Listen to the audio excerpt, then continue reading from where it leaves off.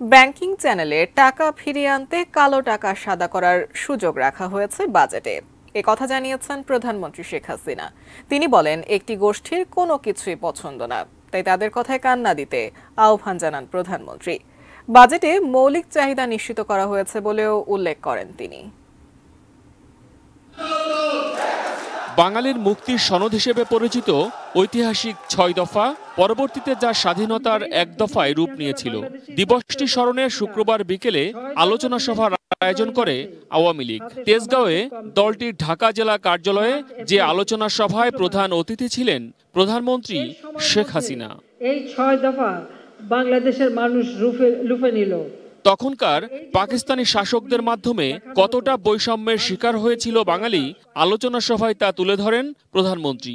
তিনি বলেন, তখন দেশে অনেক নেতা থাকলেও সেই সব বৈষম্যের প্রতিবাদ করেছিলেন একমাত্র বঙ্গবন্ধুই। এটা মানুষ বুঝতে পারে।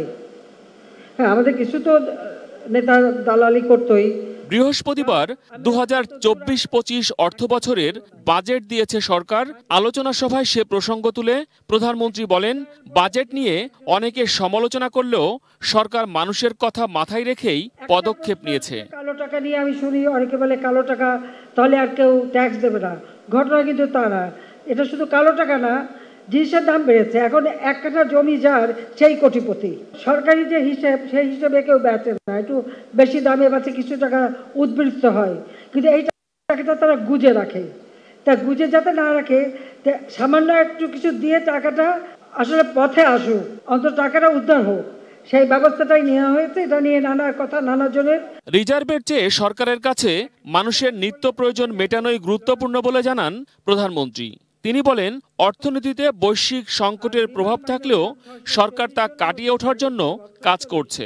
এই বাজেটে এবার কতগুলি মৌলিক চাহিদা, মানুষের মৌলিক যে অধিকার, সেটাকে নিশ্চিত করার জন্য, যেমন শিক্ষা, স্বাস্থ্য, কৃষি, তারপরে দেশীয় শিল্প, সেগুলিকে এবং সামাজিক নিরাপত্তা, এইগুলিকে সব থেকে বেশি প্রাধান্য দেওয়া হয়েছে, যা মানুষের জীবনটাকে উন্নত করবে। নিম্ন আয়ের মানুষের কথা চিন্তা করে সামাজিক নিরাপত্তা বেষ্টনীর আওতা বাড়ানো হয়েছে বলেও জানান প্রধানমন্ত্রী শেখ হাসিনা। সারা বিশ্বে অর্থনৈতিক মন্দা। মহসিন কবির, এটিএন নিউজ, ঢাকা।